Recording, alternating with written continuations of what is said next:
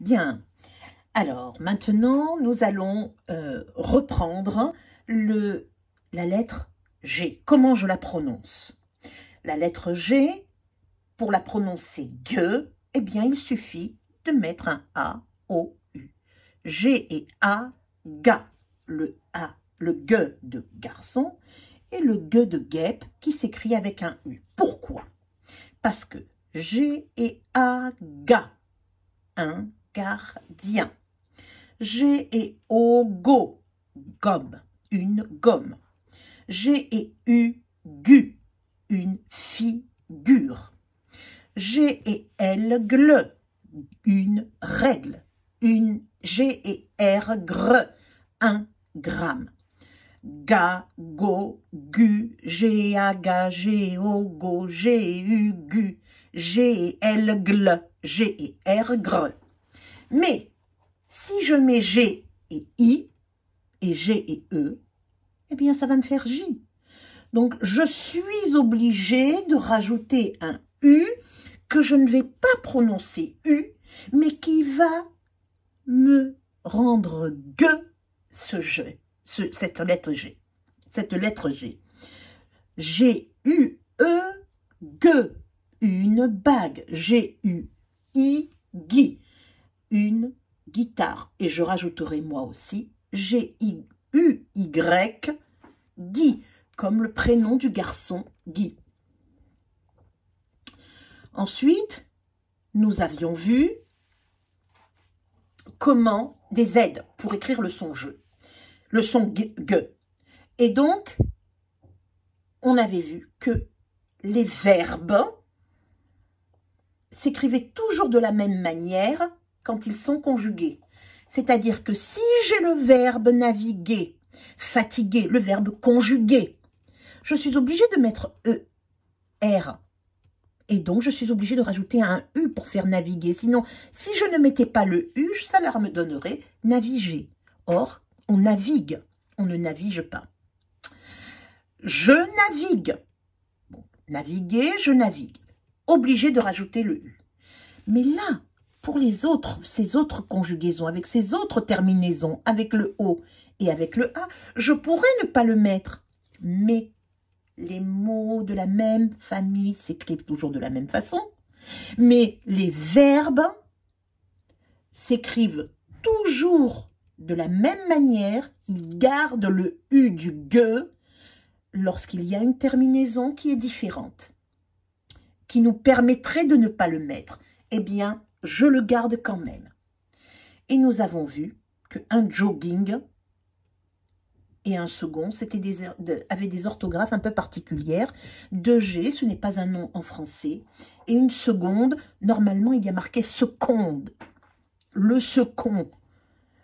La seconde, une seconde, mais je l'écris, je le prononce, c'est comme ça que je l'écris, seconde. Mais là, je le prononce seconde, parce que c'est plus facile à prononcer. C'est un G que je prononce, que j'écris que. C'est un G que je prononce, que j'écris C. C'est un C que je prononce G, c'est un G que j'écris C. Et maintenant, nous allons corriger. Et il y a des enfants qui n'étaient pas là, donc nous reprenons et nous corrigeons pour ces enfants qui ont raté plusieurs semaines avant les vacances. Donc, j'ai recopié. Nous en sommes à la fiche 65. Aide pour écrire le son G. Naviguer. Recopie de la même couleur les mots de la même famille. Et donc, naviguer. Je l'écris.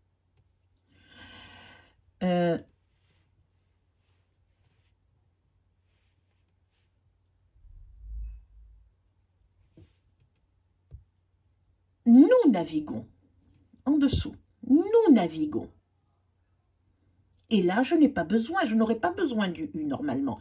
Je le mets parce que c'est un verbe qui se conjugue et qui garde pour les terminaisons qui gardent son U. Tu naviguais. Et je garde le U. Il naviguait. Très bien. Je change de couleur puisque maintenant je vais prendre le verbe fatiguer. Fatigué. Mais là aussi, U, ER, et là il est important dans le verbe à l'infinitif. Nous fatiguons. Il n'aurait pas eu besoin d'être là, mais je le garde parce qu'il y est à l'infinitif. Tu fatigué, là aussi il n'aurait pas eu besoin d'être là, mais je le garde parce que à l'infinitif il existe. Et il fatigué, je garde le U aussi parce qu'à l'infinitif il y est. Quand il y a à l'infinitif le U pour former le son GE, je le garde dans toutes les formes de conjugaison.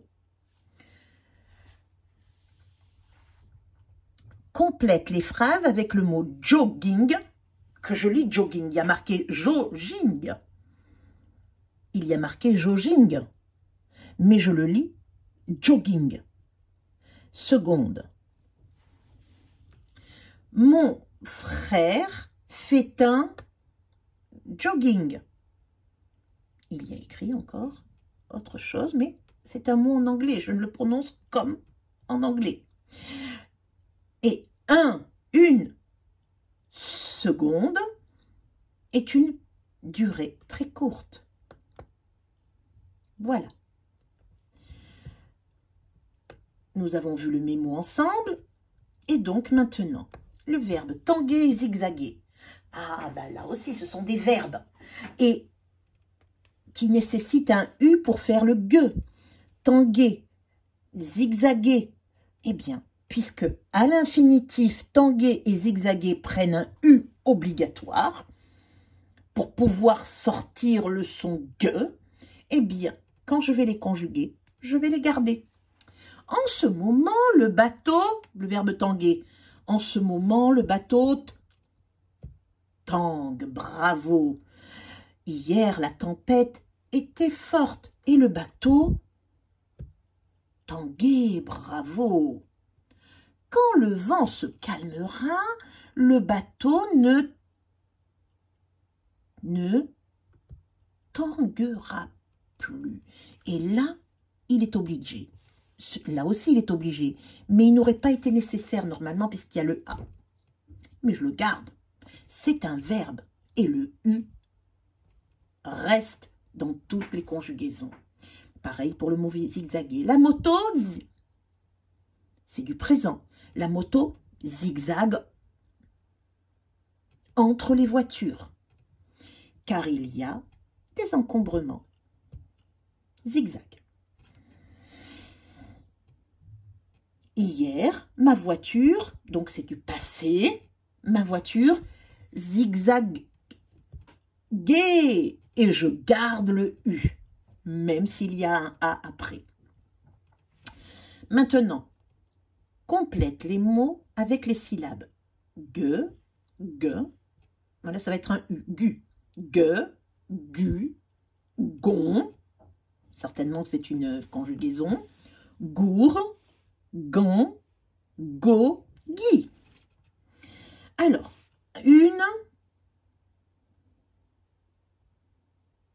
une gueude, une gude, une guide ou une gourde, comme vous voulez. Moi j'ai mis guide, mais vous pouvez marquer une gourde. Qui navigue, nous naviguons. Un ouragan.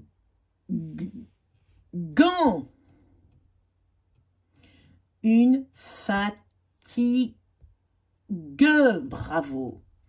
Un légume.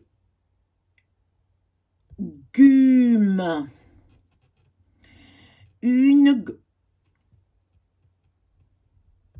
gaufre et une guitare. Et les derniers, nous blaguons, il est gourmand et il est gaucher.